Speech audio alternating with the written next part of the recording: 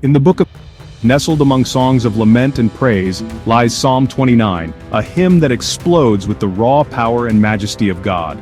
This psalm stands out as a vivid testament to the awe-inspiring force of the divine, capturing the essence of nature's most powerful elements to convey the might of the Creator. King David, a shepherd who knew the fury of storms and the stillness of silent nights, penned these words. His experiences as a shepherd facing the raw elements gave him a unique perspective on the power and tranquility of nature. He paints a vivid picture, not of a God who whispers, but of a God who roars. Through his words, we can almost hear the thunderous voice of the Almighty, echoing through the heavens and shaking the earth. David doesn't use delicate metaphors or veiled references. Instead, he chooses imagery that is bold and unmistakable, ensuring that the message of God's power is clear and undeniable. He uses the language of thunder, earthquakes, and mighty cedars crashing to the ground. These are not just natural phenomena, they are symbols of God's immense strength and authority over all creation. He wants us to understand, in no uncertain terms, the awesome, overwhelming power of the God we serve. This power is not distant or abstract. It is present and palpable in the world around us. This isn't just poetry, it's a revelation. David's words are meant to open our eyes to the reality of God's might, to inspire awe and reverence in our hearts. David is pulling back the curtain, allowing us to glimpse the very heart of God, a heart that pulsates with strength and might. Through this psalm, we are invited to witness the divine in its most powerful form. And yet, within this tempest of power, David wants us to find something else: peace. Amidst the roaring thunder and crashing waves, there is a profound sense of calm, a reminder that God's power is also a source of comfort and tranquility for those who seek refuge in Him. David begins by calling on all creation to recognize the Lord's glory. He doesn't just limit his call to humanity, but extends it to all of nature and the cosmos. Every element, every being is summoned to witness and honor the magnificence of the divine. Ascribe to the Lord, you heavenly beings, he says, urging even the celestial entities to give credit where it's due. Ascribe to the Lord glory and strength. This is a call to recognize the unparalleled power and majesty of the Creator.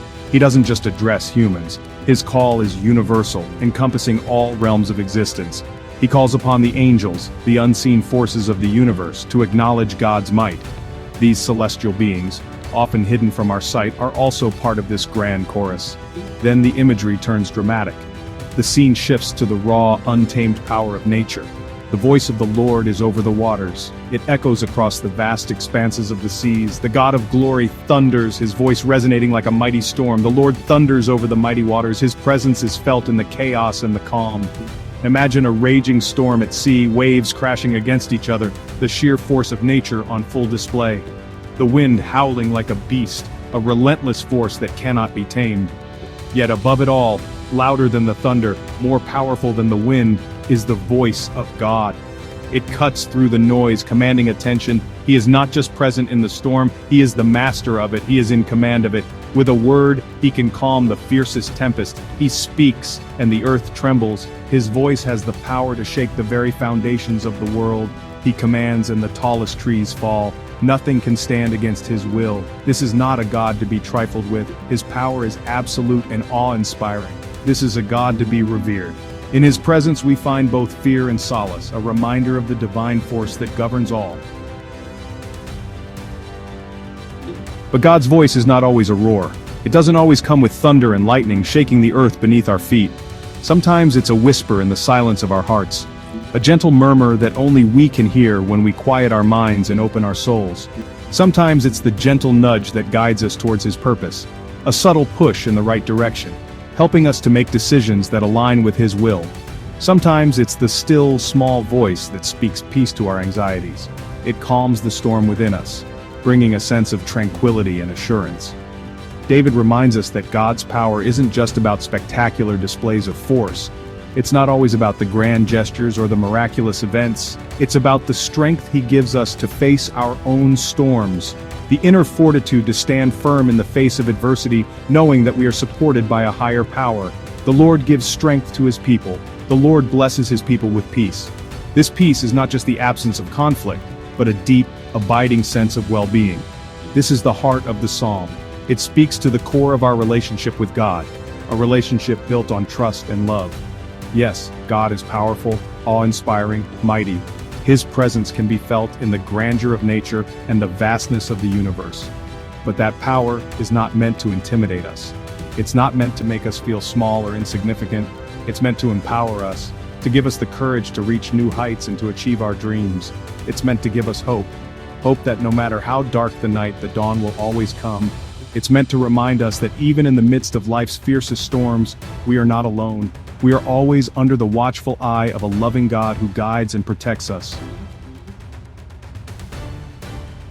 We all face storms in our lives: illness, loss, fear, doubt. These storms can shake us to our core, make us question everything we believe in. But Psalm 29 reminds us that even in the midst of the storm, God is present. He is not distant or detached. He is right there with us, holding us steady, whispering words of comfort and strength. His power is not meant to frighten us, but to fortify us, to give us the courage to face whatever challenges life throws our way. When we trust in God's power, when we surrender our fears and anxieties to Him, we find a peace that surpasses all understanding. We find the strength to keep going, the hope to keep believing, the faith to weather any storm. Psalm 29 is more than just a beautiful poem, it's a call to action.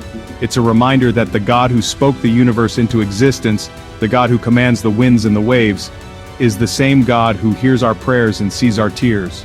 He is a God of both power and peace, and He offers both to us freely. All we have to do is ask. So let us go to Him today, not with fear or trepidation, but with hearts full of faith, knowing that He will never leave us nor forsake us, that He will carry us through every storm and lead us to a